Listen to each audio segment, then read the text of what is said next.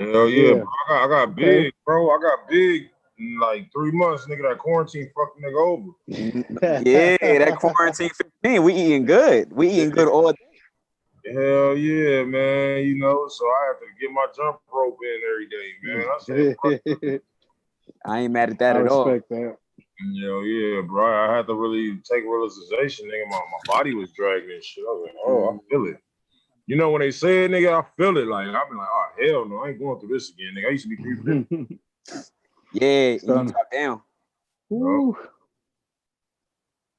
But now that shit real. It's like, it's about, the six pack and getting hella in shape, but it's really just about feeling good and being able to maneuver, like being able to get through a day at a high vibration. That's all. Hell yeah, man. You know, so I have to get my jump rope in every day, man. I said, fuck. I ain't mad at that at all. Hell yeah, bro. I had to really take realization, nigga. My body was dragging and shit. I was like, oh, I feel it. You know, when they say it, nigga, I feel it. Like, I'm like, oh, hell no, I ain't going through this again, nigga. I used to be 350.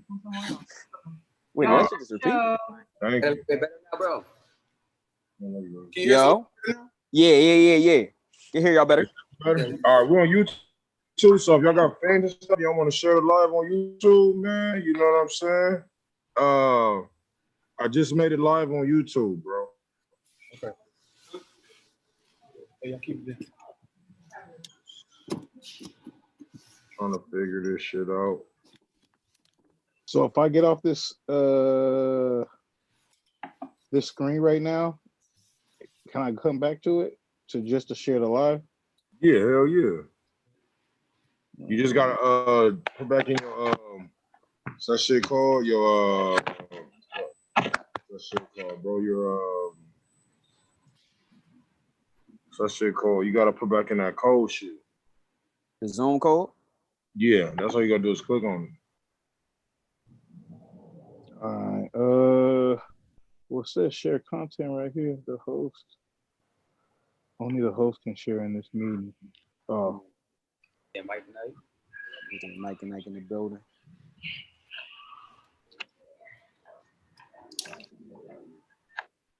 Let's see. All right, hey, could we? Hey, could y'all? Stuart, can you speak? What they call you? Say it again. It's my little sick. Oh yeah, they sound better. Okay, cool. Yeah. I was just trying to test y'all mic out. Okay. Sam, I'm trying to clear for sure. My man called him by his government. My bad. That's all I said. I ain't gonna lie. I seen the governments too. I'm like, Yeah, like and you want to change that, bro? You can. My man said, "Yeah." Nah, you let folks in your ride. All right, bet. Hey, DJ Show, what's your? I'm not sure if I'm subscribed to you, but I'm about to. What's your YouTube? Plan A Radio. All right, hold on. Let me see if it kick me off. Nah, look like just rearrange niggas.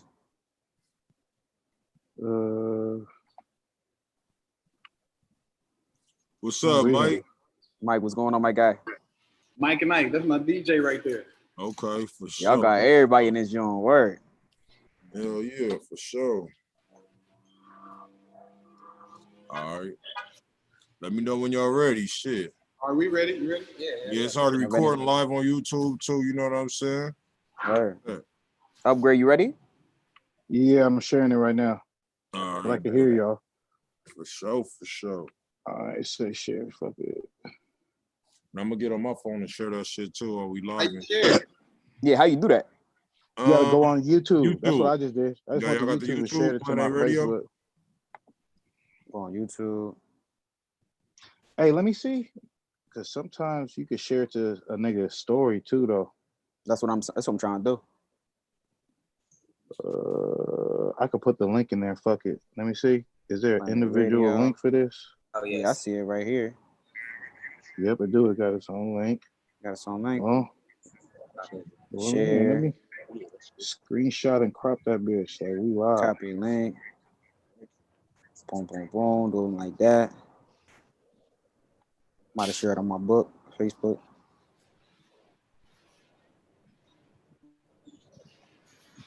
Facebook easy. I'm trying to do the IG Yeah. right here. Boom. How you Got doing on the link IG? on. I just screenshotted the picture of all of us right now, and then Oh, I all just right. cropped it real quick, Oh, word. and then I copied the link. Oh, all right. But I want to tag niggas. Let me see. Screenshot and crop that bitch. Crop game go crazy. Phone doing like that. Might have said on my book, Facebook. Well, I keep hearing like a repeat of what we saying. Yeah, me too. Somebody playing the broadcast. Oh yeah, I'm playing the broadcast. Yeah. That's How gonna you throw doing me on off. IG? I just screenshotted the picture of all of us right now. Oh, all right. Yeah. That shit gonna throw me off. That's like Yeah. recording it and the reverb and the what you call it, the echo be on too strong. Like I can't record like this, bro. Yeah, I took it off. I took it off. You good. Boom, a little sick. Cause you was talking about this movie. I'm like, wait, did this nigga show say this shit twice? I'm like, the fuck going on? I Hey, lost. DJ Mike, what's your Instagram? I just copied that link. Just put on the book. Facebook game. My shit, Maserati Mike and Ike. Mike and I.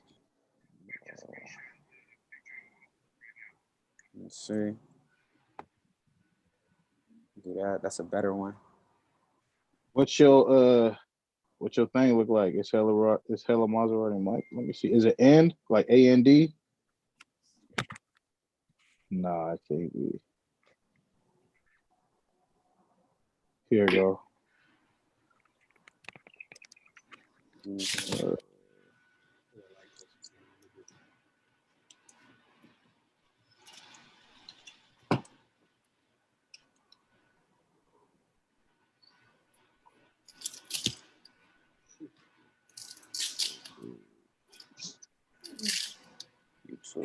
Man, hey, boom. I just tagged everybody in it. My God. Dang. All right, I'm done. All right, want to take your car? Okay. Have a good show. All right. Boom. My God.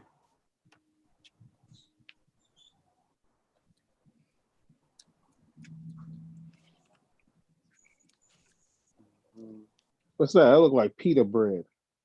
It is.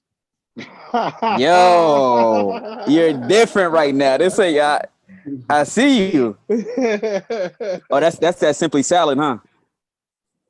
That's that Simply Salad, that real Inglewood shit. That shit is heat. You already know, nigga, all the dressing. Mm-hmm.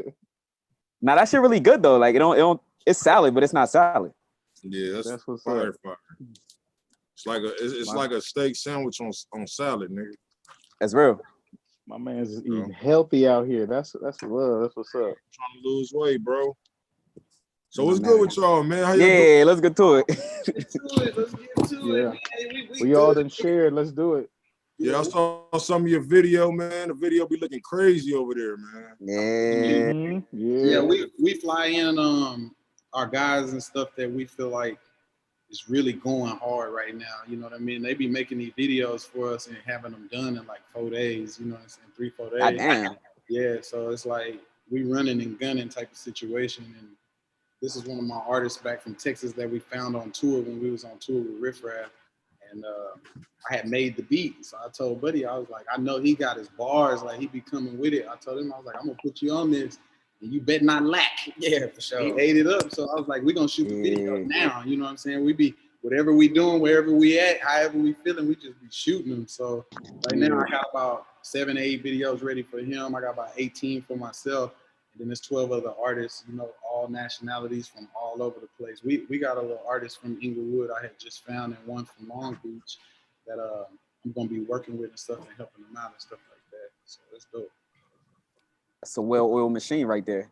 Yeah, we got all our own stuff, our own cameras, our own cameraman. You know, I just got a little platform with Empire to be able to release everybody. And I just been really trying out marketing guys and you know, campaign guys and stuff like that right now, seeing who really got some juice from me. But other than that, we pretty much rolling right now. You know? It was a production company. Wait. You know what I mean? Word. How did your story? How did this Hold on. for you? Wait, hold on. Before we even get started, we didn't even introduce ourselves though. Oh, mama's. Oh man, Yeah, you know what I'm saying? okay, my guy, you're right. Yeah, that shit just came out natural. You know what I mean? Let's Word. introduce ourselves first. I like the genuine shit in it. You know what I mean? We didn't put names and shit. Yeah. Motherfucker, niggas start talking like they was watching the game. Shit.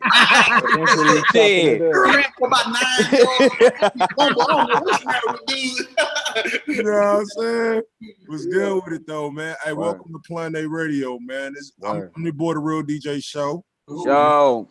What up with it? You know what I mean? Yeah. My boy right there. Introduce yourselves, man. You know what I'm saying? Let's do it right. Word.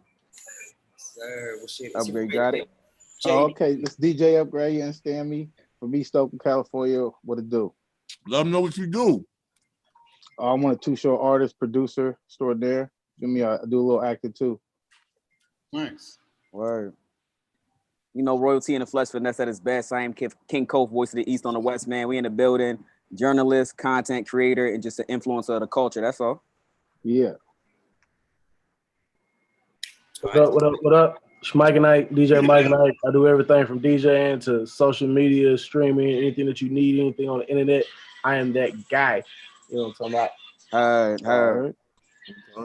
Now, JD.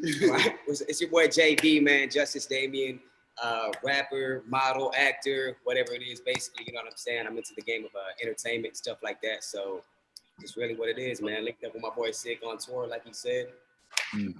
So me, my boy JD really got the juice. Like he can really rap. So I was looking at these guys that's up right now, and I was like, you know, I know what I done heard. I know the work ethic and stuff like that. That's why I picked him up. But he's definitely something special, you know, when it comes to real rap. You know what I'm saying? So as far as me, I'm Lil Sick from Texas.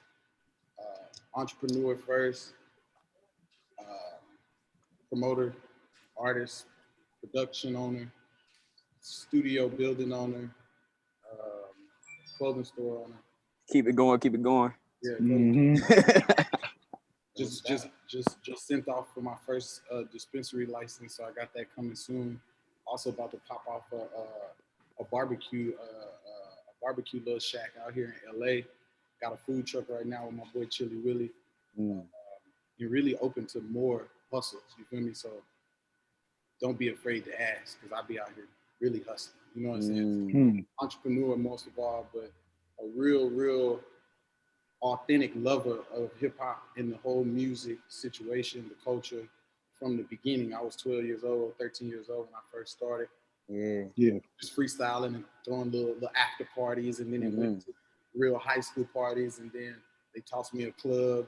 One of the kids at the school, his dad owned a club on 6th Street in Austin. It kind of changed my life. I never stopped. From that day, I never stopped. And since I've been in LA, I've worked every single day since I've been here. So I came, you know, off that tour. It wasn't easy, but you know, now I own a house in Van Nuys, you know, a couple cars. Like I built it all up, and just grinding and taking care of as many people as I could, and kept that good positive energy, and just, you know, was as respectful as possible as that I could. And just really been sharing all my blessings with somebody, and explaining, you know, and showing and teaching along the way to just really be a mogul in this game. You know what I mean? Okay. Yeah, hell yeah. I guess I'll go ahead and jump into it. So, 1 second, y'all. So, Lil Sick, so everything about you is about collaboration. Europeans have told us for years, for centuries, about conquering and being that guy. When did you learn to just be a collaborator and that we had room for everybody at the table? At the beginning, I learned on the whole collaboration because I understand business real well. My mom and grandpa, they was never really workers. They was always like, they had a barbecue truck. They was farmers. They had a hustle, little after hour spots in South Dallas, in Dallas, Texas, where I'm from.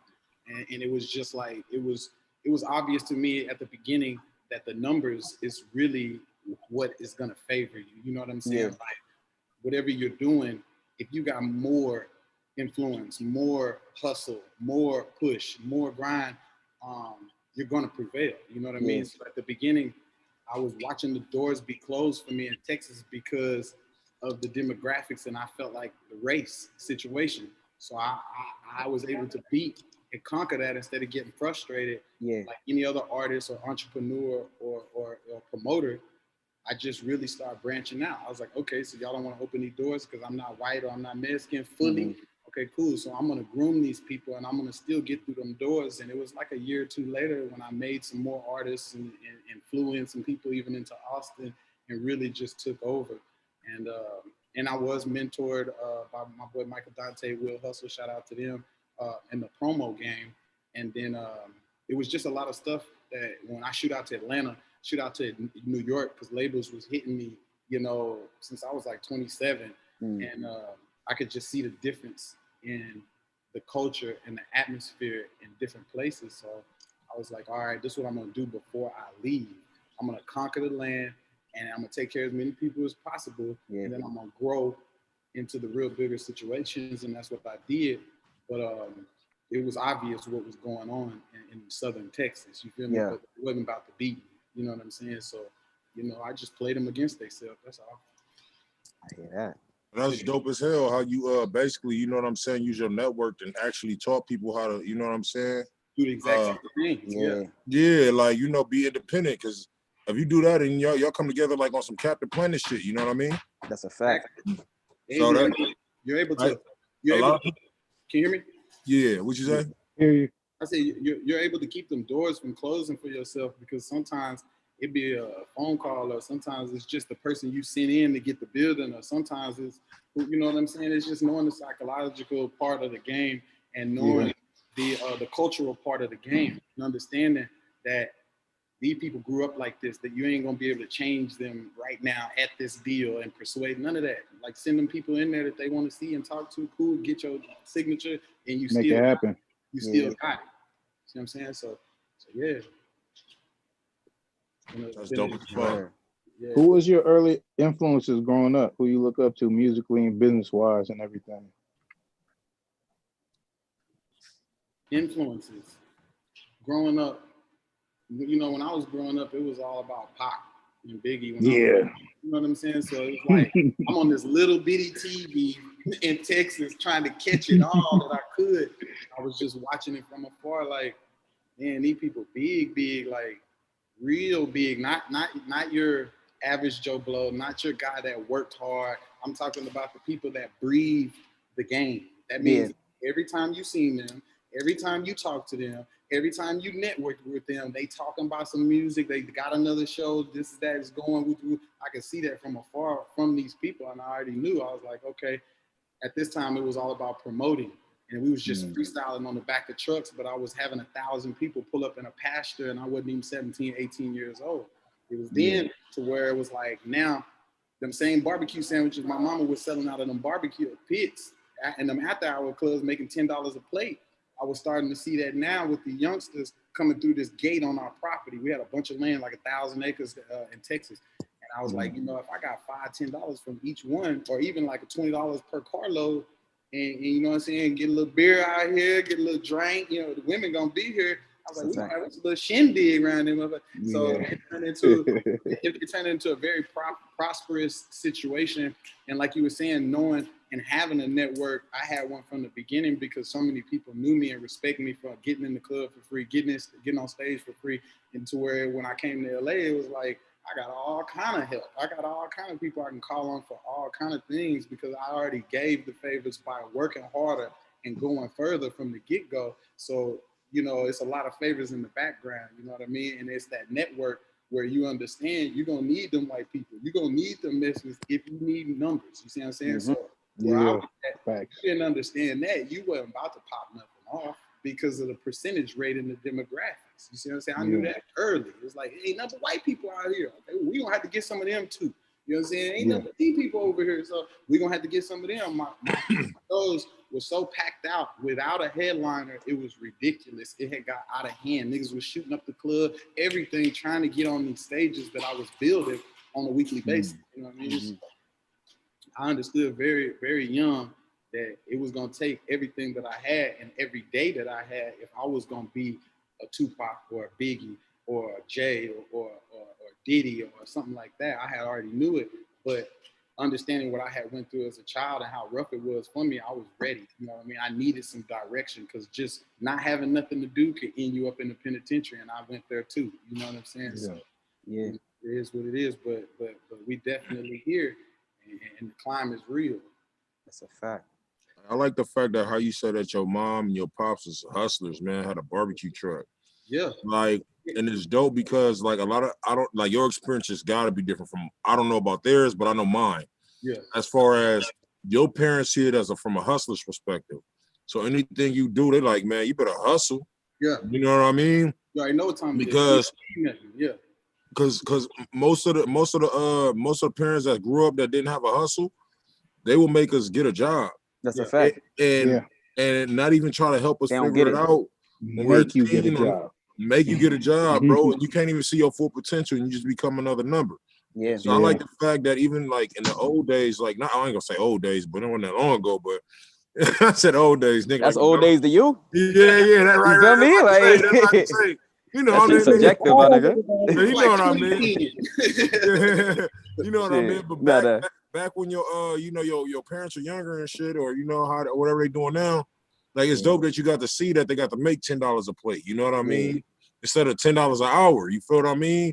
Like that's a big difference. That was the you know what I'm saying? That was the key. Like, that's why teachers couldn't tell me nothing. I couldn't stay in school past 9th grade because my mama had already showed me, like, cause see, so where I grew up it was rough, but everybody at the after hours, Lady Love in the strip in the hood in South Dallas. So when my mama was making that money on the place, I seen $4,000, $5,000 nights. We would stay till the sun. I was young, like I'm talking about, I was 8, 9, 10 years old, and she would put all the money on me, and she was like, baby, if anything happened, you already know what to do, but just make away with the money, because if they start shooting, you already know what it is. Okay, cool. Yeah. I'm 19, 11 years old with 3, 4 bands on me, helping them with the plates, me and her. And then my grandpa put her on the game because he was shooting pictures, little $10 pictures inside of the club. And at the end of the day, we come home 7,000, 6,500, and I'm looking at these numbers with the people telling me in school, and I'm thinking like these years I got to put in, and you know what I'm saying? I'm like, I got 1,000 acres for, first of all.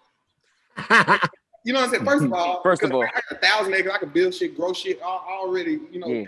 My grandpa taught me all that. He's an old vet. So I knew I had that. And then it was like the factor that all you got to do is just create supply and demand. And I already knew that because all of the hustles was entrepreneurship in my family because they could never get a good job that was going to have them balling out, and they wanted to ball out. So I understood that at 10, 11 years old. And that's why I just was so bullheaded when it came to people telling me things about hustling, because they don't even know what I come from. Like I had to get up because there was no more sisters and brothers in the house to watch me. So I had to get up on this barbecue pit, and we would drive all the way from South Dallas to Lexington, Texas, which is like 2.5 hours. You know what I'm saying? Just to go get these racks, because we from Dallas, but we moved out to the country because we own land. You know what I mean? So for a while, like 9, 10 years, I was in the country, and then, back and forth to Austin by 19, 17, 18, I was fully moved to Austin, working on 6th Street. So yeah, I knew that from the beginning.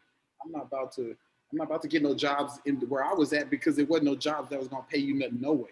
Right. Hell yeah. So yeah, that experience was really, really big for me. And my daddy, before he died, he was a mechanic, but he was like a mechanic, street hustler, nightclub DJ. You know what I'm saying? So it was like he doing it. Yeah, like everybody on my side of the family, if they needed money in Dallas, they would go to my daddy, which he was never with my mama. They was never together. You know what I'm saying? They just had a nigga. So, but when my auntie need money, she called my house. Growing up, why did everybody always go to my daddy? What my daddy? Man, my daddy trapping. My daddy got the shop. He on the car right now at the shop, house next door. Niggas come and get a bag up out of there at the same time. It's going, you know what I mean? So I knew from the get-go, I was like, we don't have to change this up and not let these people try to brainwash me in these books that I didn't believe in the get-go. That's a fucking fact. Never did. Yeah. That's a fact. Justice Dame. So you got a post, one of your first posts in 2015, and you say, we are all born with inner potential. The challenge is unlocking it. How did you go about unlocking your potential? And what are some challenges you faced along the way? Really, it was just about persistence. You know what I'm saying? Like continuing to try to perfect your craft, because not everybody's going to start off and immediately sound like, whoever it is that their top 5 artist is. Like Yeah. Michael Jordan didn't start off making every jump shot. You know, it takes practice to get where you want to be at. So regardless of I've got laughed at, you know, my first couple of freestyles back way back in elementary, middle school. Like I still remember that shit, bro. So it's just stuff like that, like that you got to remember and take into perspective that stuff like that, overcoming that and people's negativity or whatever it is, doubt they try to throw your way, man, just stay at it, just stay persistent. Unlock that inner potential. If it's something that you love and it's destined to be, you know, it's really God's plan. I just follow the blueprint, to be honest with you. That's it. So okay. that's it. I wish we had the little joint. You know what I mean? The little shit. That's the man, definitely. And you was always ahead of your time. I definitely see your potential, and you really had a different mindset from a young age. Like you was listening to Naughty by Nature. And how old were you when you were at that Naughty by Nature concert as well? Damn, yeah, that was actually the Oyster Bake in San Antonio, man. Shout out to my city, What you know about the Oyster Bake though? Yeah, I don't. Oyster Bake, yeah, it's a big thing, man. Like, it was crazy. I kind of fell into it, bro, because like me and my boys were there, but I didn't know that they were performing. I was there on some work type shit. Okay. And it just so happened like we slowed down because a show was starting, and they started saying there's Naughty by Nature. So I told the boss, hey, bro, I'm gonna go check it out for 10 minutes. You know, I just got a Budweiser and shit like that. Yeah. And yeah, that little 10 minutes, bro, like it was so crowded, I couldn't even move. So that he was pissed. I stayed there for the whole show, bro, like an hour and a half. And it was lit, man, definitely to see. Because myself, I like that 90s kind of style music, you know, that boom bap and stuff like that. So that was just something really interesting to watch, man. It was crazy. Word. Sure. Lastly, who are your favorite 90s artists and how did that inspire your sound? Sheesh. Honestly, man, 90s artists back in the day, I'd say, honestly, one of the first CDs I ever got as a child, I can't forget, was DMX, bro, surprisingly. You know what I'm saying? Yeah. Shout out to Burner for, I don't know if y'all have heard it, the track that he just threw DMX on his new album, but it's pretty hot. It's pretty hot for sure. Yeah. So DMX, Bone Thugs and Harmony, of course, bro, the classics. Thanks to my boy City Boy Streets, I got blessed enough to go on tour with them and shit, you know, when it was all 5 of them together. So that's what's up. Experience, man. That's another thing about the music game is it's kind of crazy when you grow up listening to the legends and stuff like that, and then you actually meet like Lil Flip and you know what I'm saying, Lil Kiki. Yeah. Damn, bro, I was back in middle school. If you Gilly the King, all them, right? I'm sorry. You was with Gilly as well, right? Yeah, exactly. That was actually one of the first shows. Shout out to my boy Two Stone, man. It was in Denver, Colorado.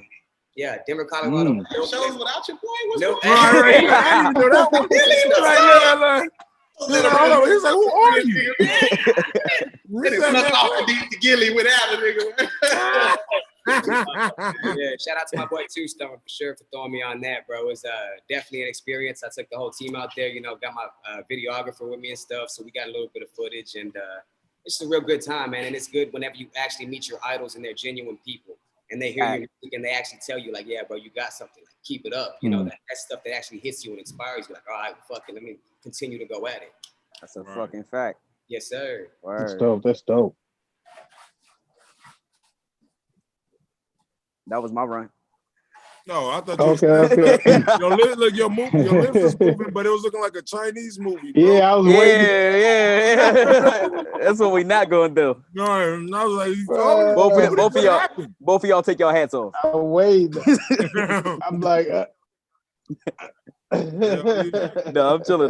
So like as an indie artist, man, what you think like was what y'all think was like one of y'all would you consider that one of your biggest accomplishments as far as you saying you went on a tour? Like what is your biggest accomplishment as far as like you like, yo, it gave you like the butterflies where you like got the adrenaline running, you like, yo, I ain't never experienced no shit like this before? To be honest with you, man, it's pretty much like every show that you do with big people, you know, because like I've done one of the actual first shows we did was A Boogie with the Hoodie. Oh, all right. Yeah, at Empire in Austin, Texas. You know what I'm saying? Shout out to my boy Two Stone again, like killed that shit. Whole team, you know what I'm saying? Like Lil Sick was on 6th, we linked up. He's like, yeah, you hitting the A Boogie show with us? I was like, let's get it. You know what I'm saying? So turned out really dope, and I was a big fan at that time. So really every show that I do, A Boogie with the Hoodie, the Riff Raff show that we did, the Bone Thugs and Harmony. We be ending up in some great positions because of the stuff we did for people, and then how hard we hustle. We didn't hustle ourselves up into a situation, but we've been hustling all week. So Two Stone, the one he's talking about, is the one that I helped build in artistry and promo. He took the promo torch when I left Austin and kept it going. And it's just like a dude was in here yesterday. He was like, man, the city ain't been the same since y'all left. I was like, I already know, but like you said, it's about that persistency. Mm-hmm. It's like I've had a million different situations to where it's like, man, I had a kid pop up one time with $150,000. He was like 17. He was his 18th birthday. He's like, bro, you my idol. I was like, bro, where the fuck you get all this money, bro? He said, bro, let's just go do it big. I was like, what? This is crazy, bro. Like, where is this?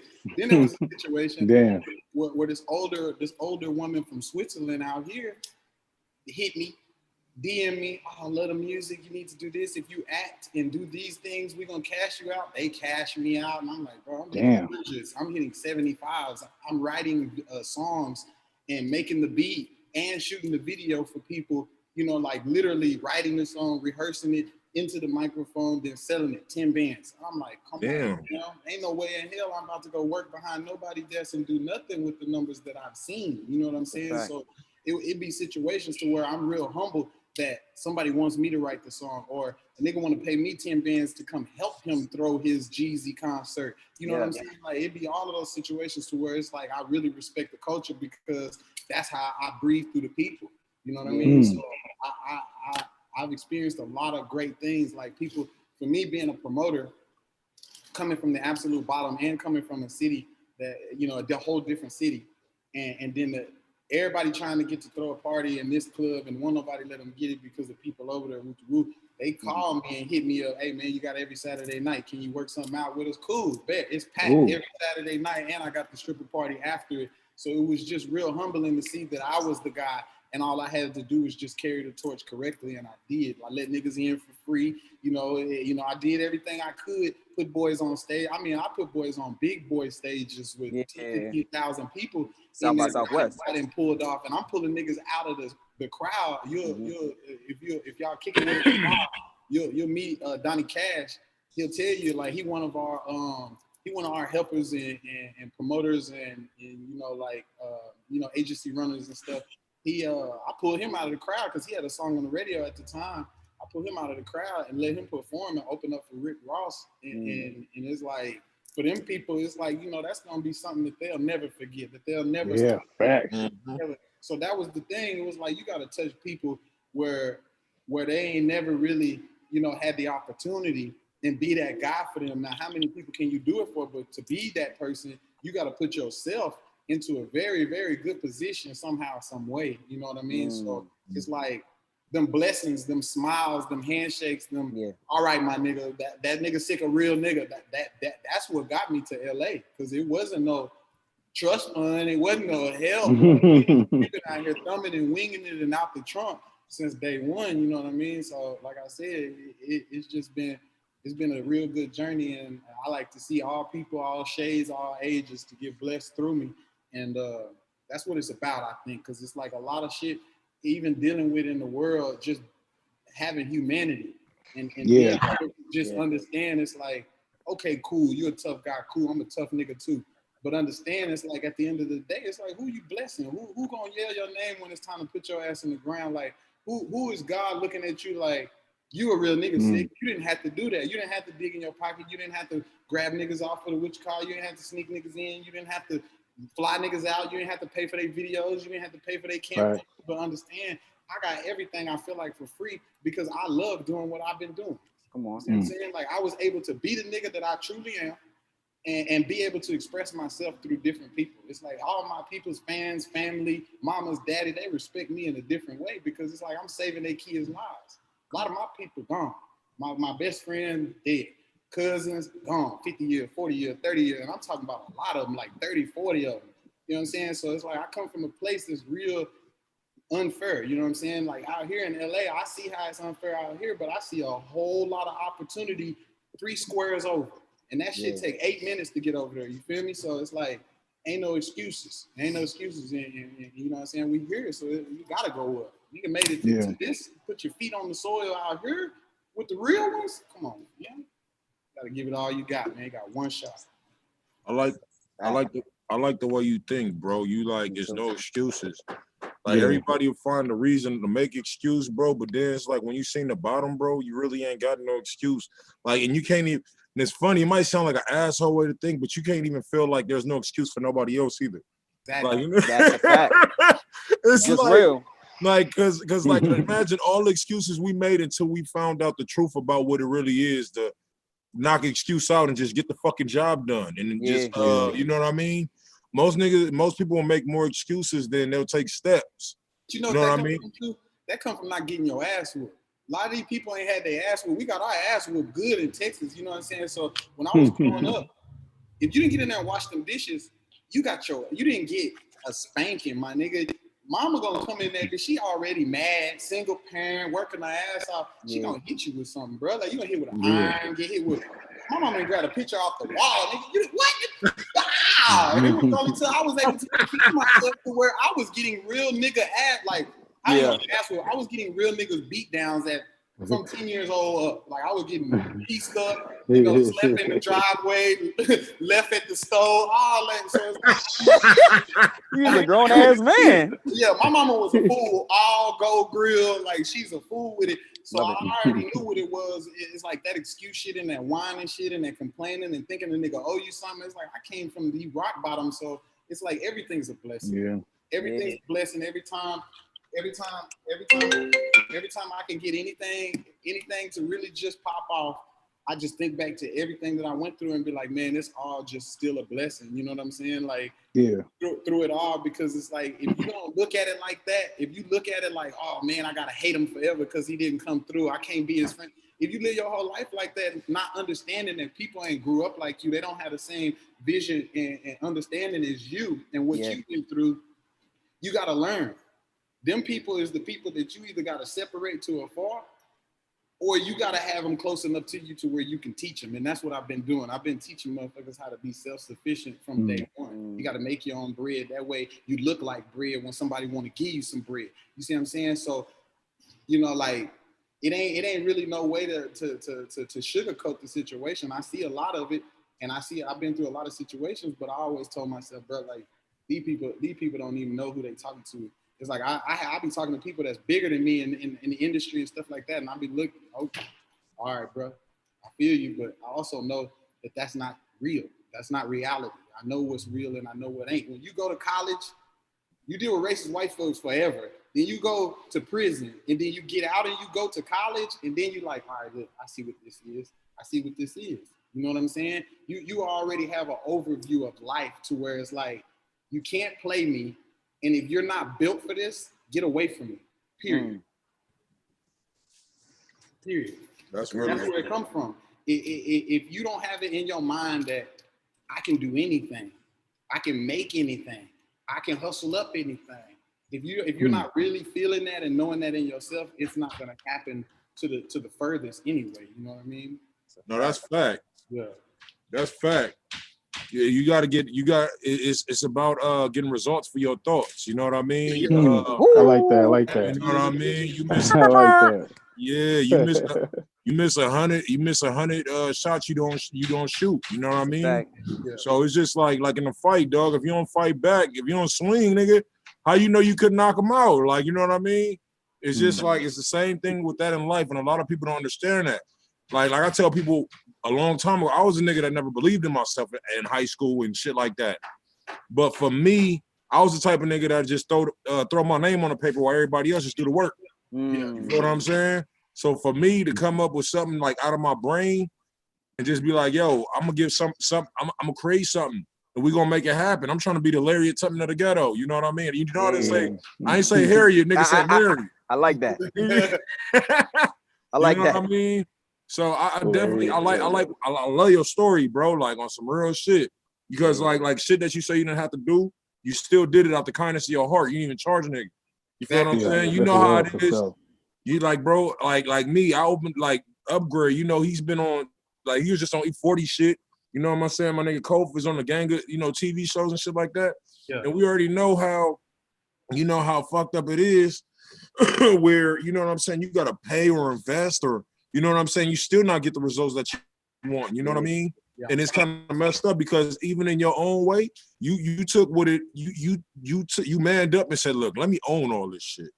I don't want to, you know what I'm saying? I'll go through the bullshit so the next motherfucker ain't got to go through, and I'm going to pave the way. Yeah, and that's the realest shit I didn't heard, bro, because that's why I bought them studios. That's why I bought them SUVs, them cars, them vans, you know what I'm saying? The apartments, like extra shit, you know, just on the strength that I know that God put me in this situation, got me living in the sky and living a real different lifestyle than anybody I've ever seen come from Austin, Texas. Yeah. Anybody. Nobody has done it like me. And that's a blessing. But the moral of that story too, just like some gang shit, right?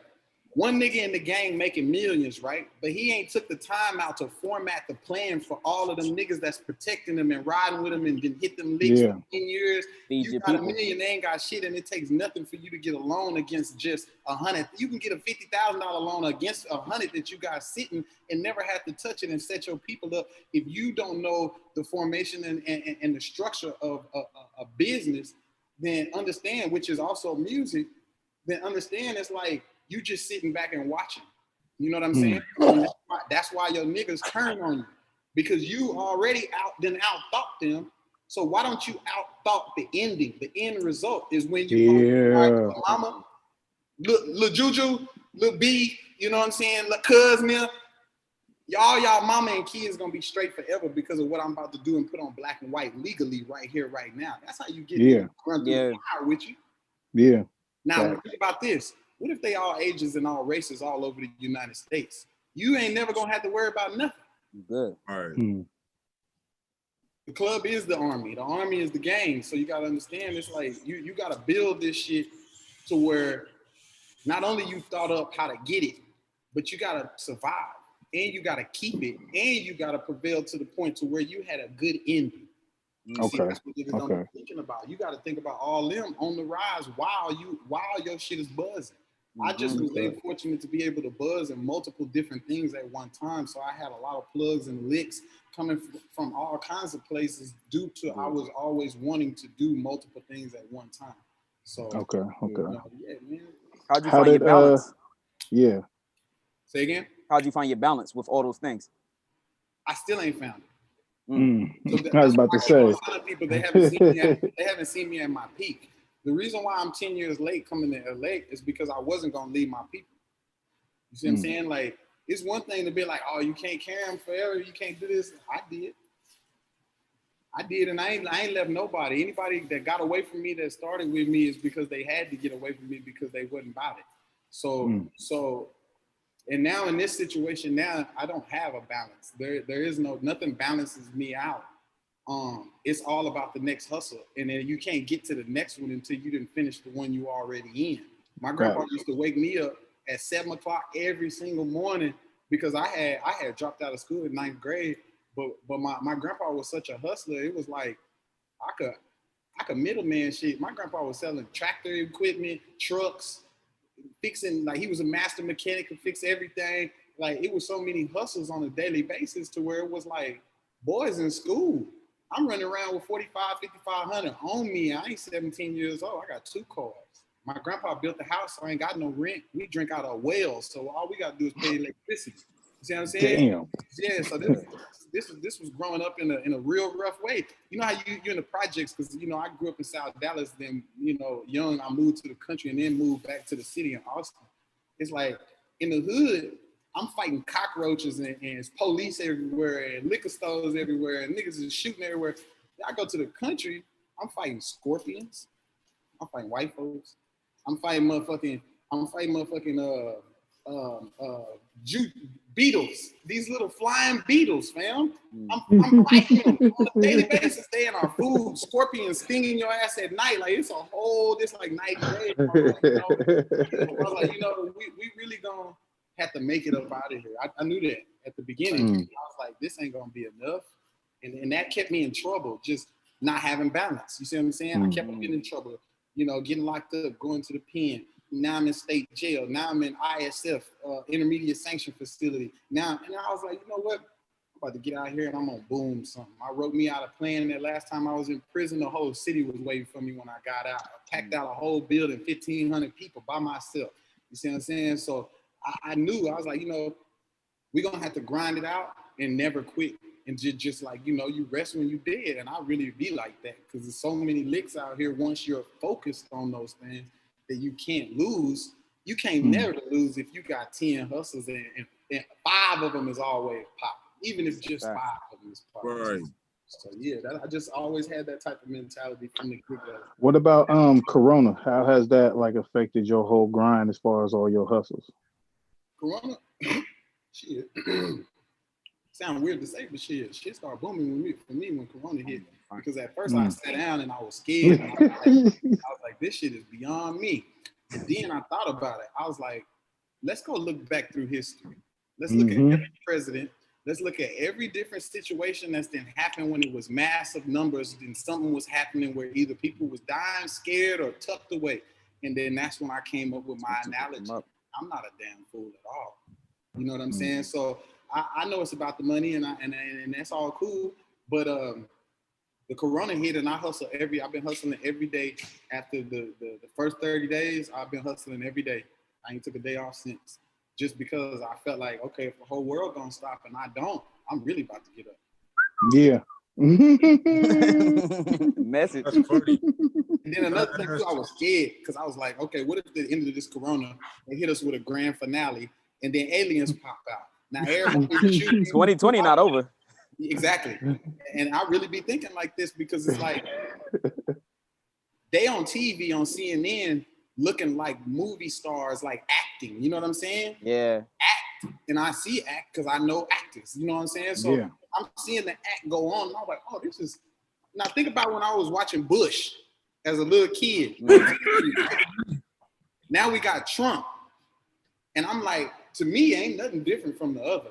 But understand the way they talk, the way they act, the way they talk, the, you know, disrespectful. It's like, I see it all. So now it's like, okay, anybody in these type of situations that's acting like this and Corona pop up, I was like, okay, you know. So, and then it's crazy because now I see checks fall. And I hustle in a bunch of different ways. So I can watch I can see the money gonna call me.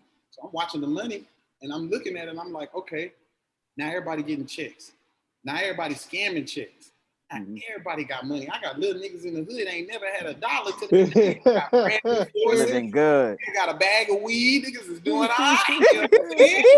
So I got to looking at it by all. I was like, you know what? I'm glad I didn't sit down scared and tuck tails for this bullshit because I lost out on about 5-6 months of good hustling and it was good. It's good. It's still good. So Corona ain't scared me at all after that first 30 days because I sat on YouTube for a week and a half.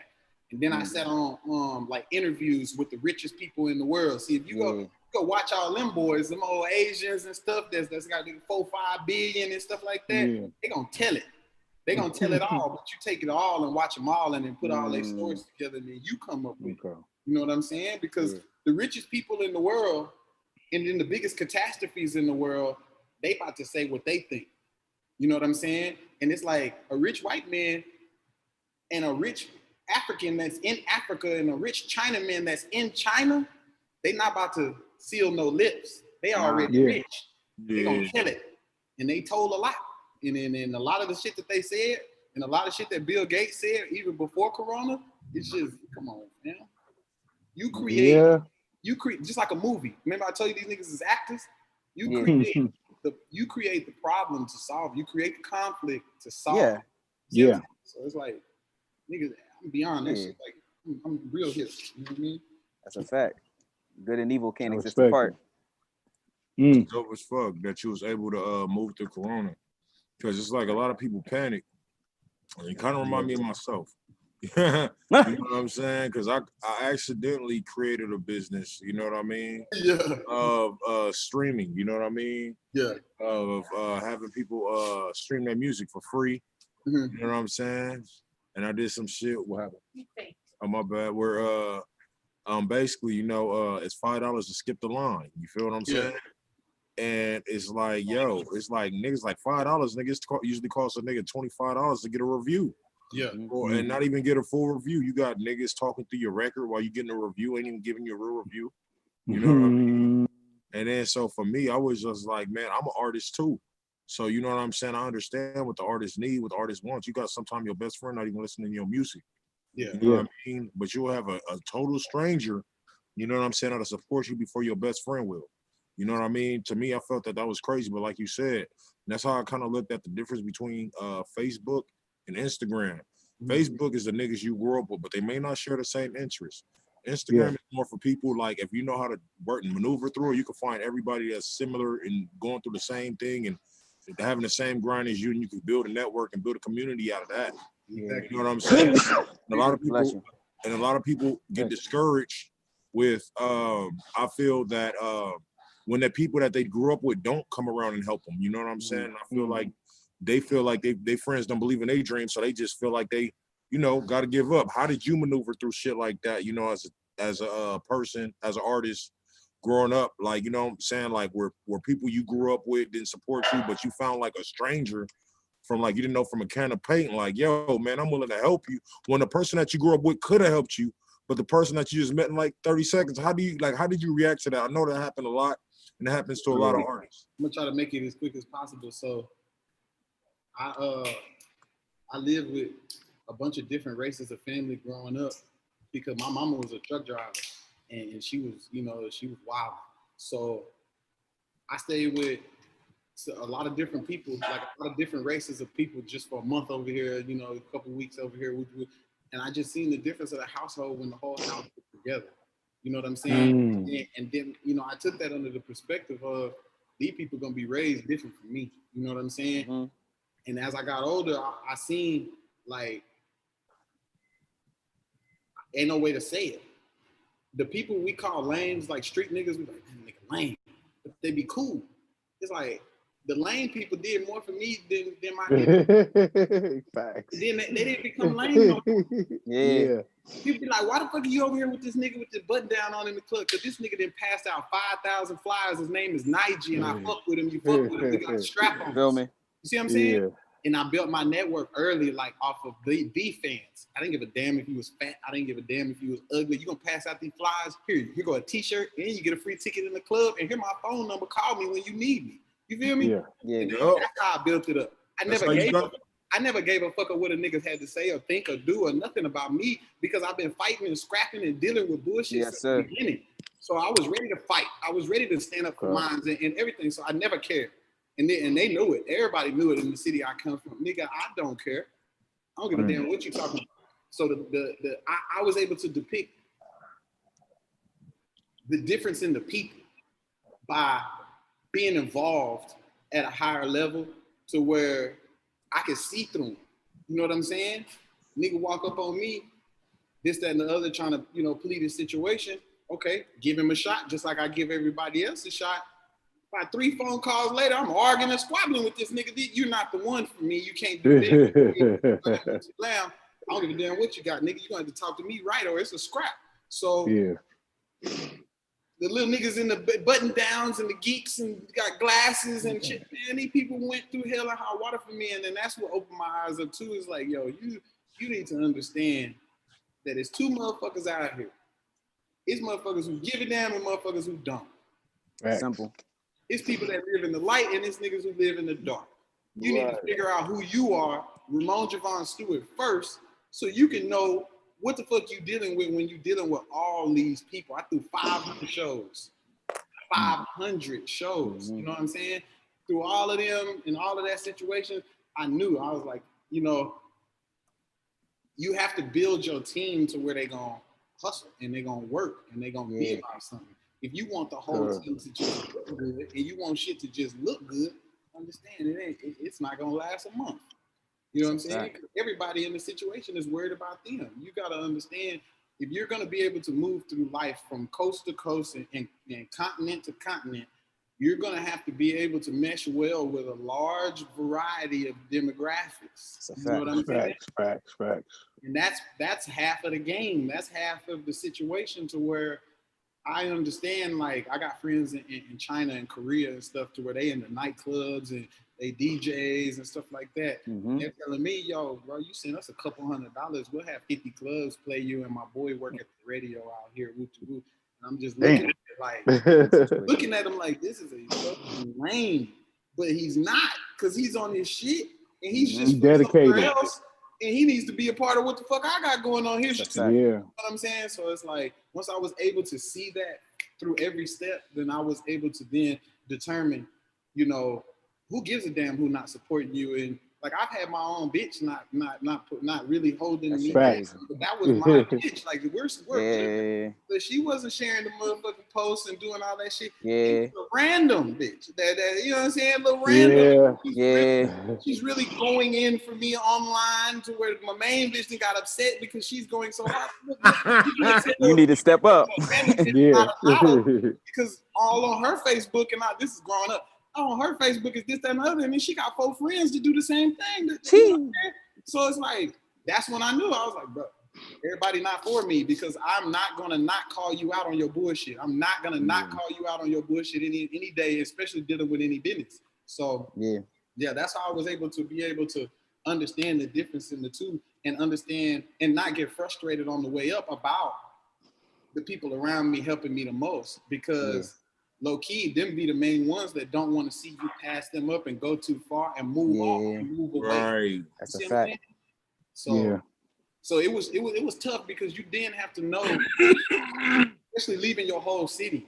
Cause you gotta think like I had a bunch of bitches, I got cars, I got shit booming, and I had the city booming, but every night, every day, Thursday through Saturday, I had something going, or I'm going somewhere, and everybody kind of gonna fall through because I didn't say it. I'm going over there. So after about a good, I'd say 2-3 years in it, I ain't even had no more issues. Just because everybody knew what it was, everybody knew that I was here as the savior to boom it, to pop it off for us.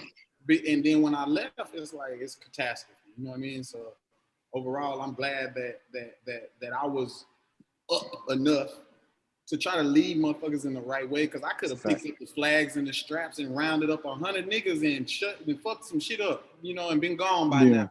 But I didn't go that route. I shut all that shit down and I started breathing the light. I started breathing some real nigga shit that some niggas OG should have told you a long time ago and been walking you and calling you and checking on you and uplifting you to the point to where you feel like you got a shot too. But guess what happens when you put a bunch of people with that same energy that has that same belief system? Guess what you get? You get a fucking family. You know what I'm saying? The family I never really had sitting still. Everybody was trapping and moving. There was no love, no pats on the back, none of that growing up. You better get out there and get it or your ass is going to be without. That's what my mama used to talk to me. She was no sugarcoat. Mama was no sugarcoat. And I'm glad she was now. Because now I seen the what you call them, valedictorians and salutatorians for school. And I'm thinking like, I never got to graduate. These niggas got the little things for the school and I never got to experience this, never got to do this. And then at the end of it, it's like, shit, niggas is doing bad. Corona didn't hit with nobody on their motherfucking ass and they didn't have to go get it out of the mud from the get-go. So that's why they sitting up there waiting on them checks. I don't wait on no checks. I sign my own checks. I want some big money. I go get a loan. I got a co-signer. I'm not doing no tripping. So I don't have to, I was never the person to have to act like it's something that it ain't. It is what it is, and if you ain't fucking with it, you can get out. That's because I was always, I didn't like going to the club because it wasn't lit. And I didn't like performing at these shows because there's not a host, there's not a couple of DJs, there's not bitches walking around giving away hors d'oeuvres or some drink or something. Like, turn this bitch up. And that's exactly what I did. I started bringing the new image of what I thought Hollywood was in my city. You know what I mean? So after that, and I had that whole interpretation mentally, I knew how to pick the people, and I didn't give a damn if you wasn't supporting me or not, because I'm moving so fast that I can't wait on you. And then if I buy everything, and like I told my partner a long time ago, I was like, bro, if we just rent the club and bring the artists, can't nobody tell us what we can't do. Now we can put our niggas on it and everybody that we fuck with and woo it. It just came to the point to where that became a business. You know what I mean? On accident. Like, we started partying and wanting to keep partying until partying was just played out. But overall, it turned into a job. It turned into a lot of opportunities, a lot of, like I said, a lot of blessings. I was able to bless people because people spend their last. And I've run across people now to this day that have spent up to $500,000 on artists and didn't get nothing back. Like, they didn't get any type of response. They didn't do it right. So now it's like, like, I just look at it all and I'm like, I'm glad I was a bullhead. I'm glad that I didn't run with the pack. I'm glad I didn't have to be one of those other guys trying to down look on the next man because my J's is better than yours, because my jewelry hit harder than yours. I was never one of those guys. I was always the guy slapping one of them niggas in the mouth and then having in the club. Because if I gotta get you, I'm gonna get you, and then I can't let you world star me because I'm too big in the city. So it was tussle. and that also too teaches you to be able to have enough friends and have to where you can walk around with your chest up and your chin out and not have to worry about getting snuck and stomped out, because that's what a lot of niggas want to do to the guy that's on top. So you gotta move right. You know what I mean? And you got to pick that team correctly, or while you're moving right, this is not going right in the background because you don't have them geeks on your squad. You got to have them. My man said geeks on your squad. Geeks on your squad. It's a fact. Need them. Justice, my guy. So you said earlier in the interview that people laughed at you for chasing your dreams. So same question that DJ Show had. How did you maneuver past that as well? Honestly, man, just like I said at first, was just staying with it and then actually seeing end result. You know what I'm saying? And seeing the growth. Would you tell yourself when somebody then clowned you? Or said something about you? Because I done had that shit a long time ago. Somebody said that shit about me. Like just laugh at you or, oh, this trash, wooty woo. All right. Yeah, exactly. Yeah, what did you tell yourself? What do you tell yourself? I just told myself, like, you know what I'm saying? There's going to be people that's going to love it and there's going to be people that's going to be hated. You know what I'm saying? Yeah. So you got to be able to take criticism. If you can't take criticism, then, I mean, obviously it's not going to be for you because not everybody's going to love your music. You know what I'm saying? Like, for instance, Kanye West, he was a producer. He started off in the game as a producer, and he would try to get on tracks and rap. And a lot of people that he would mess with was like, nah, bro, that's not it. Stay behind the boards. Nah, fuck, that's not it. And then sure enough, like after he was like, you know, stayed in his mindset, like, this is what I want to do. I want to be great. I want to be a rapper, not only a producer. And then, I mean, he manifested it, you know? So it's just stuff like that. And that's basically what I told myself. Like, it's just, I mean, fuck it, really. Like he was saying, it's not really what anybody thinks. It's just about trying to get where I'm, you know what I'm saying, the plateau, the best I can be, basically. Yeah. And you did a lot of work in New York too. Speaking of producers, you worked with a couple of New York producers. How did that expand your craft? Well, honestly, that was the UGP studio. Yeah, exactly. That was out there. Shout out to Torch Up. I got a lot of family out there on my my dad's side in New York. And you know, shout out to them, man. They showed mad love. We went out there. I did a track with my uncle Al Nix, actually. So he's with UGP, you know, Underground Professionals and stuff like that. So it was just a dope experience, man, at the whole studio and stuff like that. And it just really, especially being New York, you know what I'm saying? As much history and stuff like that, and as much of the rap scene comes from New York, bro. Just like coming across the simple street ciphers and stuff like that, bro. It's just a beautiful scene, man. Like, definitely. So how did y'all two link up again? Like from your perspective? Yeah, it was actually. You feel me? Like you see him at the club and he like. My perspective or his perspective? How Justice linked up with you, bro? Yeah, well, yeah, that was like I said, through my boy Two Stone initially, just coming out with shows, and then I think after the first one, the A Boogie show was initially, you know, on 6th Street. I was with Two Stone walking around, and he linked up with us, had a conversation. You know what I'm saying? He liked the sound and stuff, and just, hey, you want to rock the show with us? And ever since then, bro, like he could see, I guess, the hunger that I had. You know what I'm saying? The passion that I had for it. And even though it was a little, you know, one track on the set, or whatever, bro, like it was something that I had to give my all. Like I don't care if there's 10 people or that was a pretty packed show. So y'all met and you instantly let him rock with you on stage, bro? I let a lot of people do that. That's big, bro. People big now. I can show you some big ass names that they came to through my shows and my stages out at Austin during South by Southwest, because I started fucking up South by Southwest. Southwest at the beginning, they wasn't letting niggas shine, like being able to get in there and really get it in.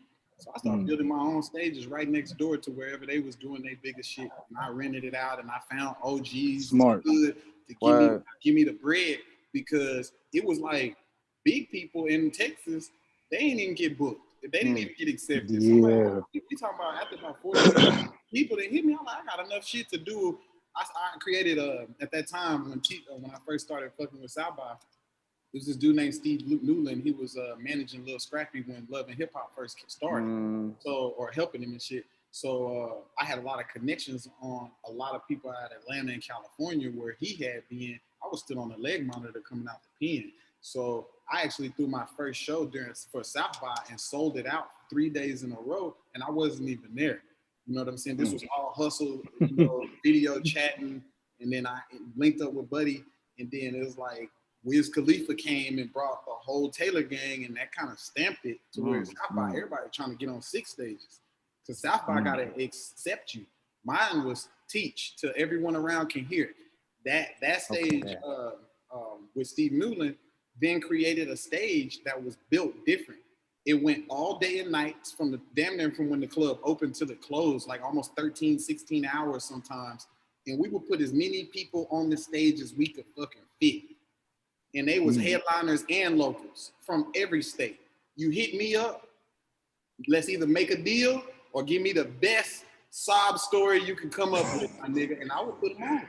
Because you gotta think, you can make it out like, okay, you see your South by flyer, it say Ice Cube, little such and such and them, a couple cats from over here, and then another nigga you may know on the radio, and that's the show. And I'm like, that's not a show. That's a gathering. We're gonna we do bash outs down here, you know what I'm saying? So what we do is we take 1, 2, 3 local niggas, then we take your biggest artists out of Dallas, Texas. Then we take one, and then the next state is New York, because I ended up running across Loaded Lux, Cortez, Matt Hoffa, all of these battle rappers that I put on stage during South by because I had one. And I told myself, I'm so glad I did those type of things, because when I went to New York after that, it was red carpet. And then I'm in the biggest strip clubs, and I'm, that's where I met DJ Clue. Okay. Clue, you know what I'm saying? So, yeah, so it's like, I let niggas rock, fam. Oh, and I started that because the first movie that fucked our heads up on some rap shit, like on some freestyle, like freestyle in New York, they could come with bars and off of the dome. Our freestyle in Texas is just completely what you can think of right then, right? Yeah. So watching 8 Mile and them packed in that cubby hole and that whole lit packed shoulder to shoulder, I had one of those when I first started. It was called Club 1808 in the Hood off of 12th and Chacon. And it's 1,000 niggas that'll vouch. I had the best possible shows ever.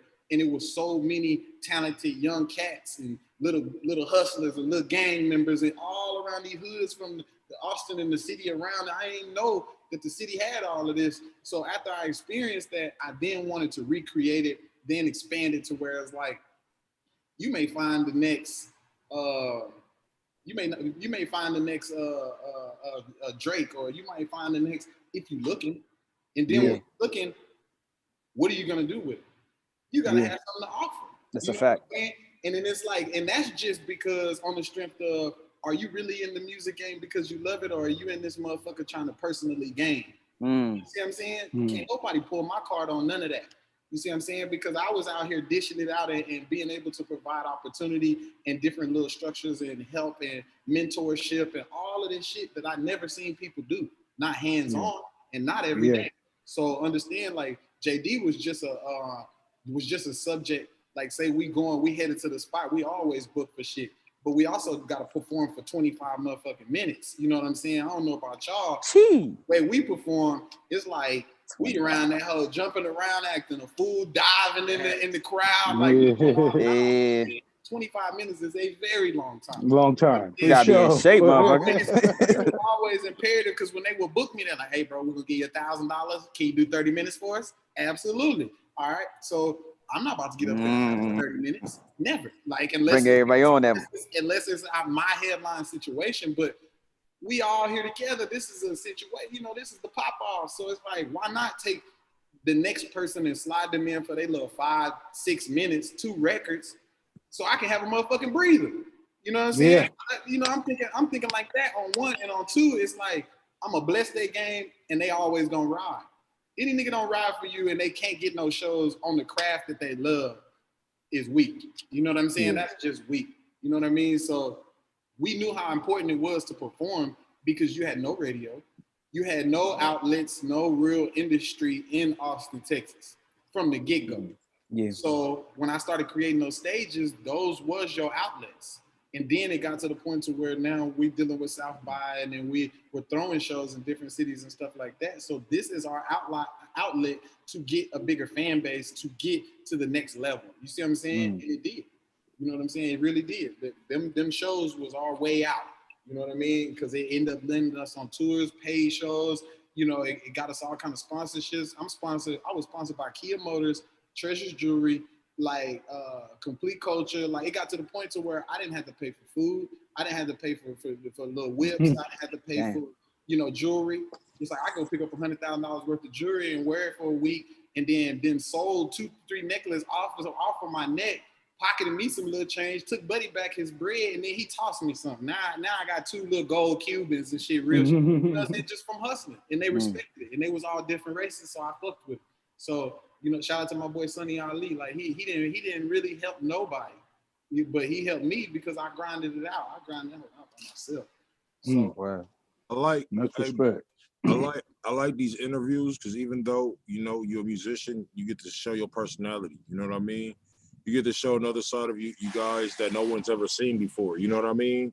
They always see you on the screen in front of doing your music. That's it. You know what I mean? And, Yeah. you know what I mean? So it's dope that we got to know like a lot about y'all, bro. And it's dope that y'all both got to talk. So I'm up here looking at the comments, and we gonna ask a couple of more questions. But I got somebody, Leon, Phil, y'all. You know what I mean? So say, Sick, what's the hardest track JD put out? hardest track JD put out. The hardest. I like the verse he has with me. It's crazy because it's like I expected him to go in like that, but it's just like he seemed like he just like Dre and him, like he perfect on there. You know what I mean? But he got a track that's coming out called Used To. And at first it took a little second for me to kind of get it because I'm such a I grew up on like Triple C's Mafia, and, you know what I'm saying? No Limit and Pac. So it was like rowdy shit. I like rowdy door kicking shit. You know what I'm saying? That's why I was always good to be able to perform on rock and roll stages because it's like my music thumped so hard. They was fucking with it too. You know what I mean? So it's like he got a track called Used To that's him. When he jump on my shit and speed it up, it's more like, all right, that's what I want from you. But him doing himself and like as I heard it, it was like it's really like some Kendrick Lamar type of, you know what I'm saying? Like he got his own flavor and it's good for him.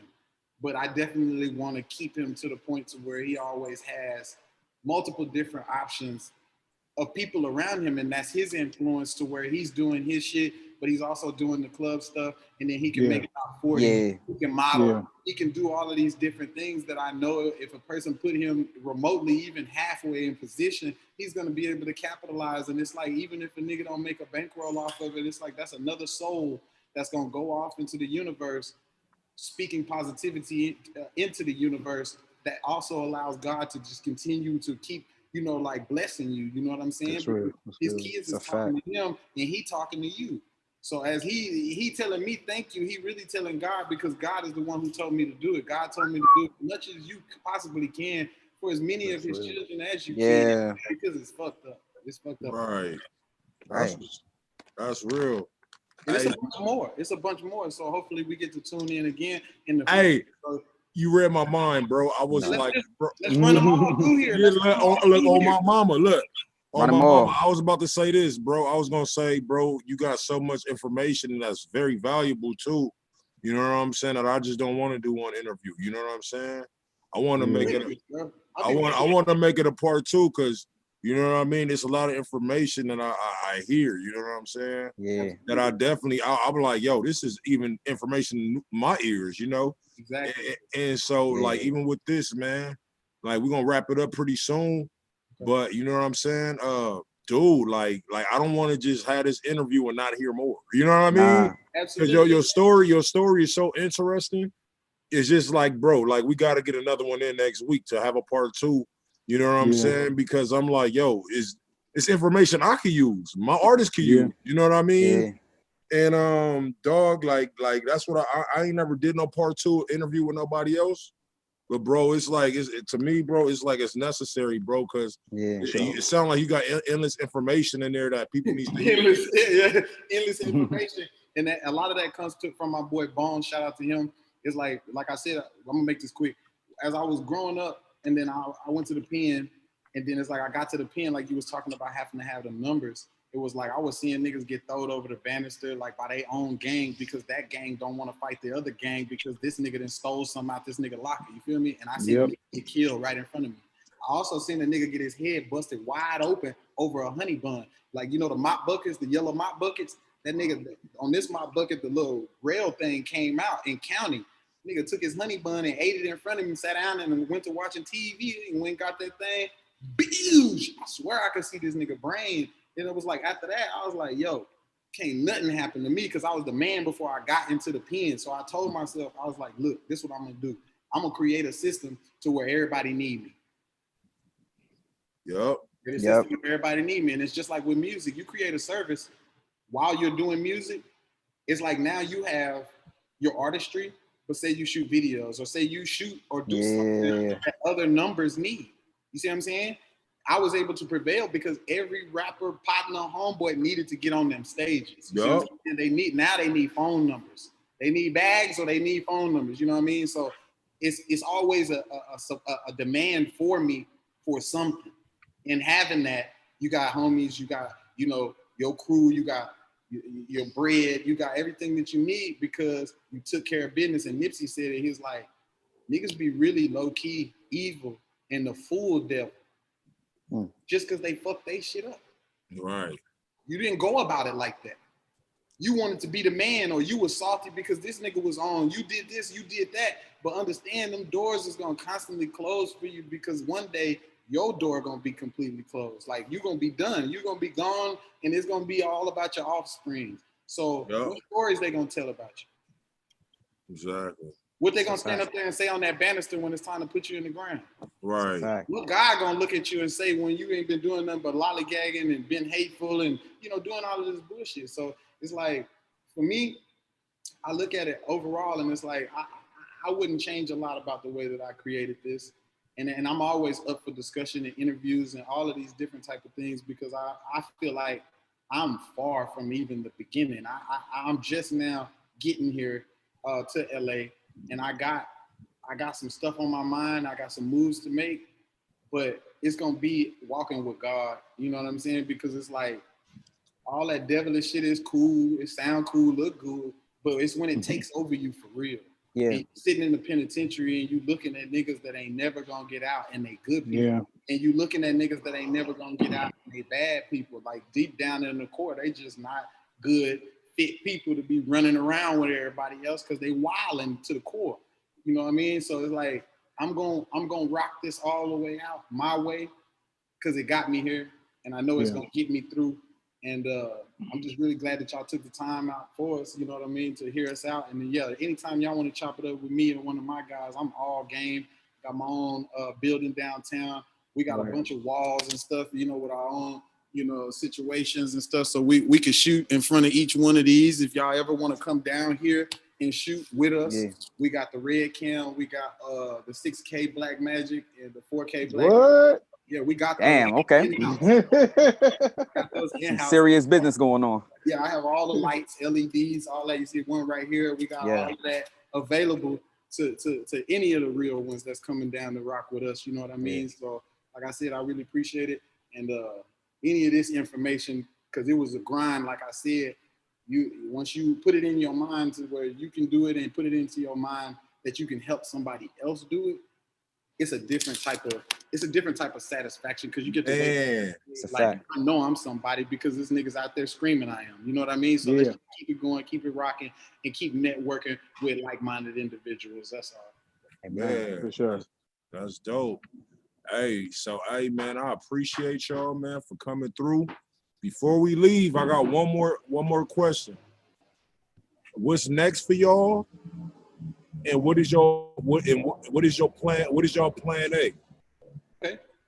You go next one? Well, really, we just got a video to one of my newest tracks, Big Dreams. My boy Type Marks Media, he's got that. So he's actually editing that right now.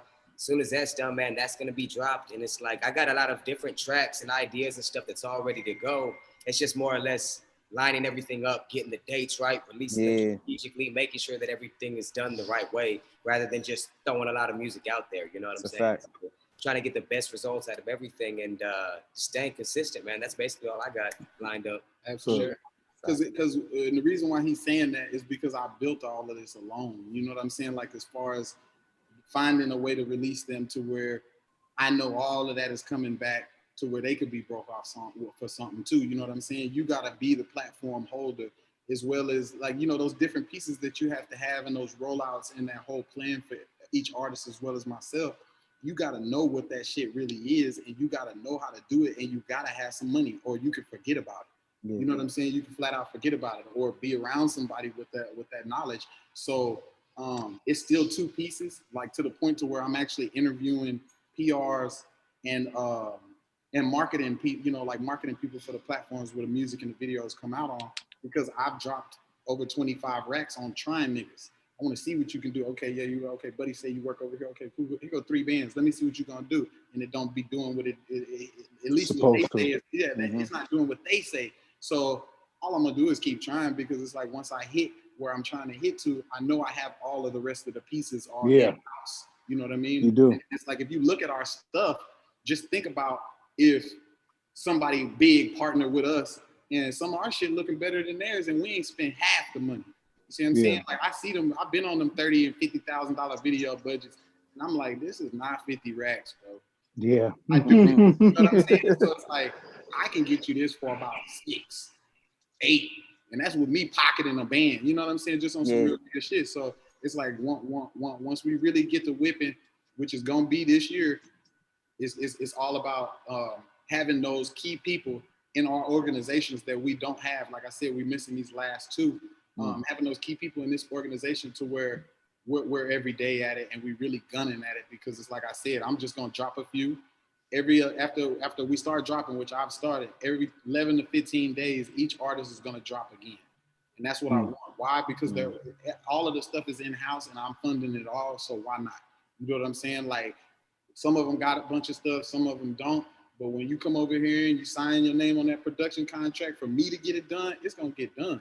You know what I mean? It's gonna get done, and you might as well go ahead and put it out because we do have certain PRs like Jules and strategists, and I've linked her up with some people like Tampa Mystic out in Florida, so they could partner up on just like kind of the from the ground level PR all the way up. So you do have your right press, and you do have, you know, some more people in the game that can kind of piggyback back and forth with you in your network to where you're working every day. And I tell this to the artists: if you're not working every day, then you don't want to be them ones. You know what I'm saying? Because them ones, they working every day.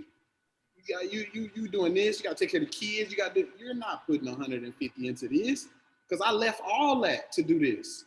You know what I'm saying? Like I had a whole city in the palm of my hand. They love me, and I left it all to come do this, to show them all. You can do this too, bro. Like you can get out here and get your own building and get you some cars and, you know, be whipping and dipping and do whatever you want to do. You can do this too, bro. You know what I mean? So once we our next step is, first of all, finding them last key people. Like I can still boom shit. You know, I can get artists all the way. Like to me, I got a record at about 4 million views on because it's just a bunch of naked girls in there on my Face Down record. But I want to be able to get it to the machine that I'm a part of and not have to do all this work. You know what I'm saying? You know what I mean? I shouldn't have to make these calls. I'm manager, promoter, investor, and road manager, and a couple of different situations. And I have people. Too many hats. Yeah, too many hats. But are we gonna slow down and get older, waiting to find these people? Nah, I can't do it no more. I'm mine already, and I go hard. So it's like all my guys go hard. So it's on me, and that's how I feel. So I'm up every day, early, hustling, doing whatever I gotta do, and while hustling, coming up with the next hustle. Like I said, I was gonna do that barbecue shop. I already found the spot, got the bread, everything. I'm on it, but I gotta make sure the music is still booming in the background. You know what I'm saying? Yeah. Shout out to my boy Rich that I just pulled on the team. Rich gonna be doing our videos too now, and he's a very level-headed, brother that really gives a damn about the music. I knew he'd give a damn when I chunked him his bread for the video, and he's like, "Oh, you need a little cover art flyer? Cool." I go to pay him. He's like, "Nah, bro, you out here working way too hard, bro. It's free. I just met this man 2 days ago."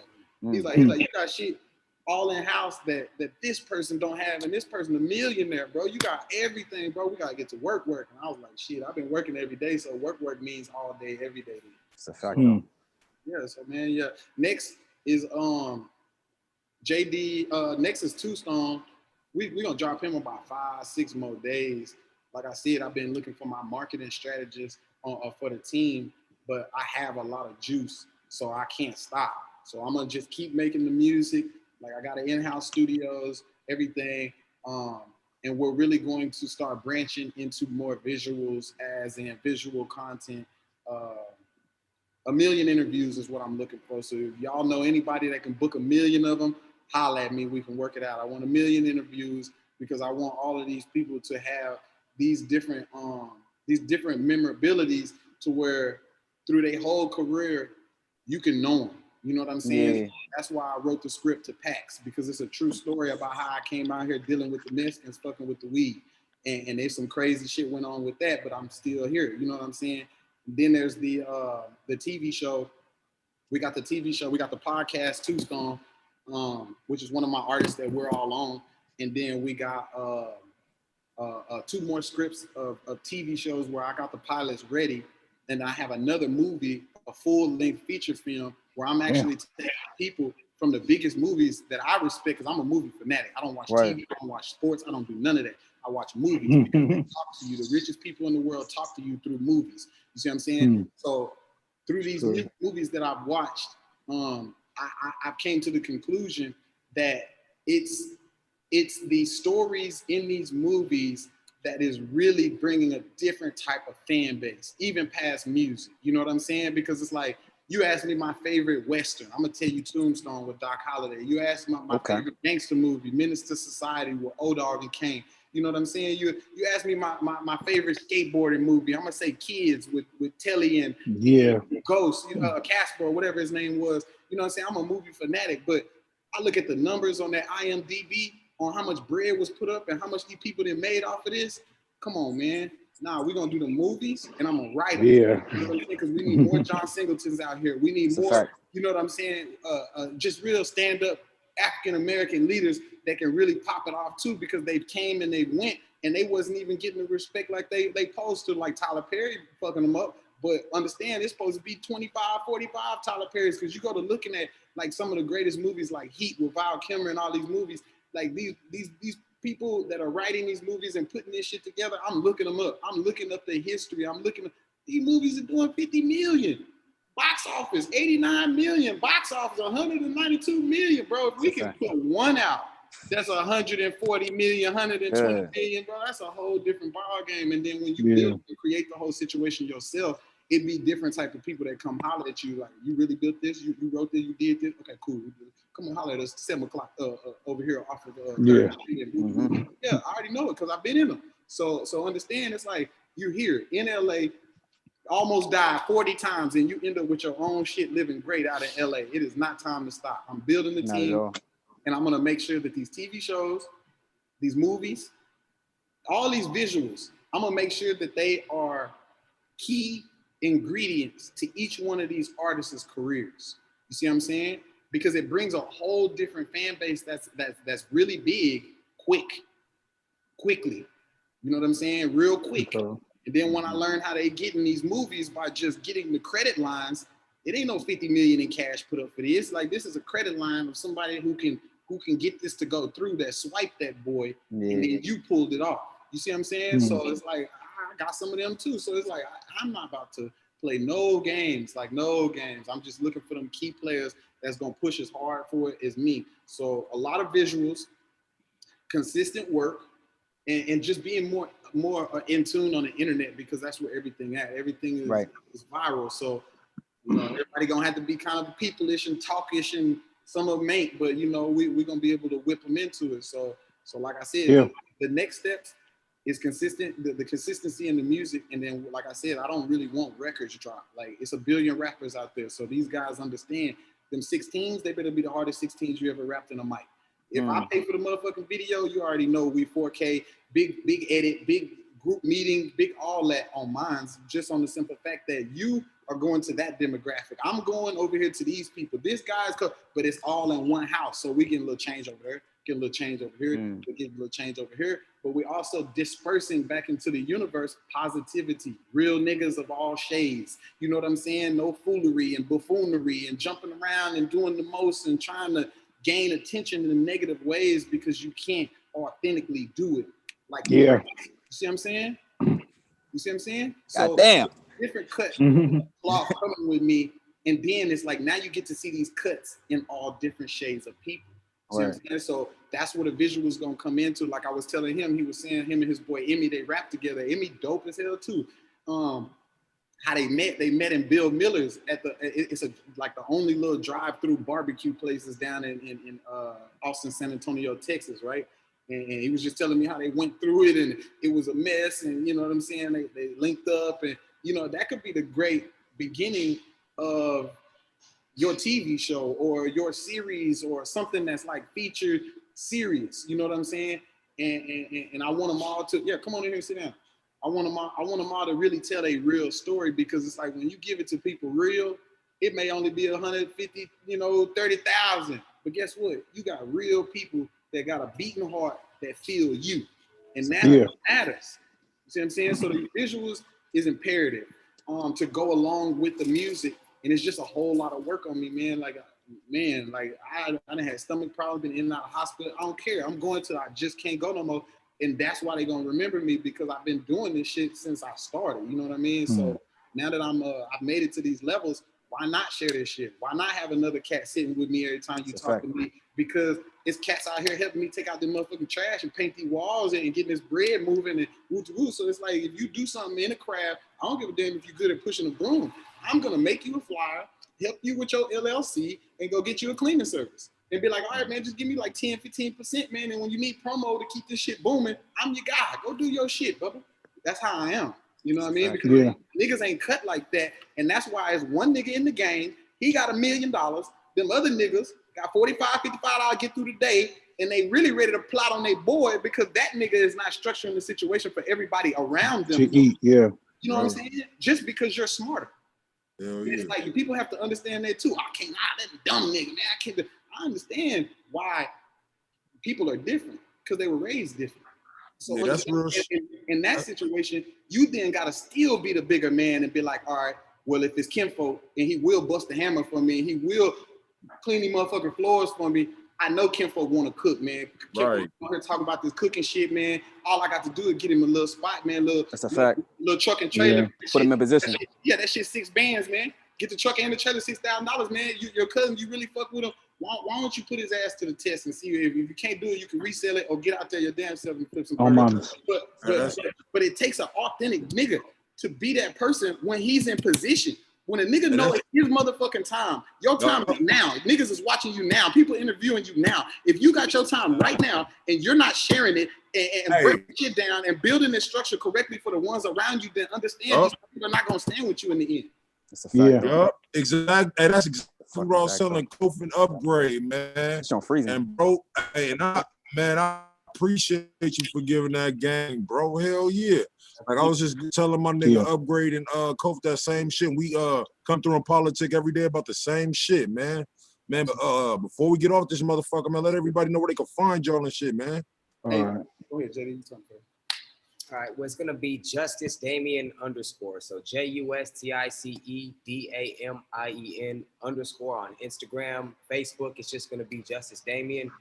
I'm not really on Twitter too much, but yeah, IG is always booming. You can always find, snippets of what's coming up, different, you know what I'm saying, interviews, shows, whatever it is we got lined up.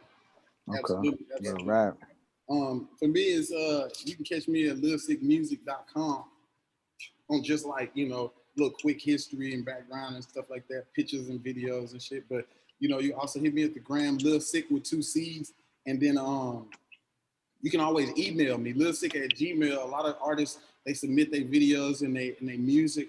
A lot of artists, I had a kid in here earlier from Kentucky named Gilly. He got raw talent, but he won't sit down long enough to really do it. And I was telling him, like, it ain't gonna take me a week, bro. if you don't do nothing else, let me get and put out the real deal, just one record for you. And sometimes that's been enough to change people's whole perspective about themselves. But Lil Sick at Gmail, because I'm always like, I don't get online, I probably should, and do reviews and stuff like that for people, because so many people hit me up and ask me, what do you think about this? Or, can you know, like, does this beat slap? Or do you know where I can get a beat that slap? And how you feel about these bars? And I always try to hit them back just because they care enough to ask me. Exactly. So if a nigga care enough to ask me, then they think you somebody without telling you that. You see what I'm saying? So I always take that little 5-10 minutes out of my day and be like, yeah, little homie, this is what you need right here. I didn't talk to a cat's daddy from Memphis and shit. He got a whole little group out there. And it was the same thing. He's like, man, we just really need to know what to do. I'm like, man, look, this here, whoop, whoop, whoop, whoop. You for sure can get to this level by doing this, whoop, and send that off. So, you know, overall, like I said, it's a lot to do with character and a lot to do with who you are as a man out here. And that's going to really determine how they speak on you when you're gone. And that's what makes you legendary. You know what I'm saying? Okay. And then you already know that they're going to act like this. Then you got to understand that you still have enough chance to even expand it even further to where they talk forever. I think they're going to talk about Pac and Big forever. You know what I'm saying? Yeah, exactly, bro. Hell yeah. You ain't ever lied about that. They still talk about Pac and Big today, man. Yeah. Hell yeah. And like yeah, you gotta stand for something, bro. Yeah. That's why with the mindset you got, bro, you ain't going nowhere. And we see you with all the setups. Hell yeah. So with that being said, man, hey, Kof, let them know where they can find you at, my nigga. Oh man, first off, I want to thank you guys for spending your time and shedding your knowledge, dog. Like, y'all bless me. You know what I'm saying? I feel like I'm not working hard enough. You know what I'm saying? I feel like I got to get my interviews up. I got to get my content up just by hearing y'all stories and seeing how y'all moving. And I got to diversify as well, because sometimes we sit and we say that, okay, I'm a journalist, so that's all I need to be doing. You need to pick up a skill in some other way, shape, or form in order to build an empire. So that's one of my big takeaways from the day. So I thank you guys both for coming out here and doing y'all thing. And with that being said, I am K Dadson. Definitely looking forward to working with y'all, man. So IAMKDADSON. That's my Instagram. I just changed it from I am King Co. So that's all. Okay, I'm gonna follow. For sure. Yeah. All right, y'all can find me at DJ_upgrade. You feel me? That's my Instagram. That's my Twitter. My Twitter is just an Instagram feed. And that's what I be on. You feel me? My email's up on there, and it was great talking to y'all though, for real. And if y'all spot downtown LA, I might have to pull up and really see what y'all talk about, man. Yeah, pull up on me, man. Yeah, you come holler at me. I'll DM you the address and shit. I'm not always done with the clothing part in the front, but the back, we big lounging back here. This is our creative space. You always welcome, all y'all. For sure. Appreciate that. You need to shoot something. You want to shoot an interview with the good lights on these damn on these 4K cameras and 6K cameras I got, man. Come down here. Bless. Just be appreciative to just get a picture, man. Just because somebody else is feeling this, you know what I'm saying? That's just appreciate it, man. Shake that, my guy. Hell yeah. It's been a dope one, man. We ain't did an interview in a minute, man. Yeah, it's been a second. I'm kind of. It made me want to get back in the rhythm of doing this shit, like all over. You know what I mean? Legit. This shit is really awesome. I want y'all to understand this. Like, I ain't never been on a Zoom call like this. I see people on them, but I ain't never been on there. But to talk to like 3, 4, 5, knowledgeable men, that's respectable in this shit and really give a fuck about it. You know what I'm saying? Like, that's big. That's big for me. You know what I mean? Like, it don't be the meeting the next Tom, Dick, and Harry and caring about Tory Lanez and Megan. I don't care about none of that. I care about that ground level shit up. That's all. Yeah. You know what I'm saying? Sure. Every day. It don't matter if at the end of your path that you made 70 bands, bro. I don't judge people. Real shit. I judge people. I look at people in this shit if they really love it and if they real niggas. Period. If you're a real ass person, I'm fucking with you all the way, just like you was Diddy or somebody. You feel me?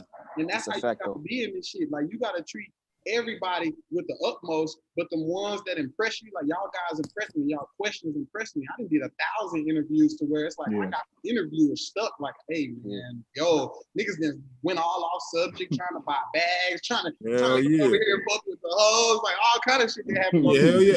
Hey, that's why I appreciate you. Hell yeah, we're gonna have to link up with you and shit. Yeah, man, I don't know a whole hell yeah.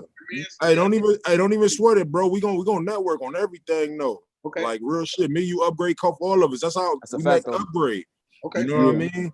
We did the same thing when he brought us to Too Short Studio. Like, we were sitting behind the background like yours. You know what I mean? Exactly. And then man, Upgrade just became, you know, he became a crew. You know, you know Nah, what I mean? he gave us that pizza, man. I don't know where that pizza spot. That shit was hitting, bro. What is that spot called? I don't know which one you're talking about. Yo, Is it the lobster pizza? I don't know. I don't even know. I think there was Did it have lobster the pizza. Drake hands on it? It looked like Six God. It Yeah, had two yeah, yeah, hands yeah, on yeah, it. yeah, yeah, yeah. The praying drum. Damn, I forgot what it's called, Yeah. but it's something. Yo. It's downtown LA though. Yeah. Hell yeah, man. That Hey, shit. it's been real though, man. If y'all look, check this out, and don't forget, man. Check out that E40 album. My nigga Upgrade on there, man. You can't tell Yeah, niggas definitely. that. You know, I fuck with 40 Water anyway, though. Yeah. Hey, Upgrade on this album a big crit. You know what I mean? Oh, that's huge. Yeah, that was him on that beat. If you heard that song, It's that was E40 Upgrade on. featuring Big Crit. Black is Beautiful, but it's E40 record, but it's featuring Big Crit though. Yeah. But they went crazy. Damn, bro. Congrats. Yeah, so I just wanted to put that out there just for the people that didn't know now, you know, nigga, you feel what I'm saying?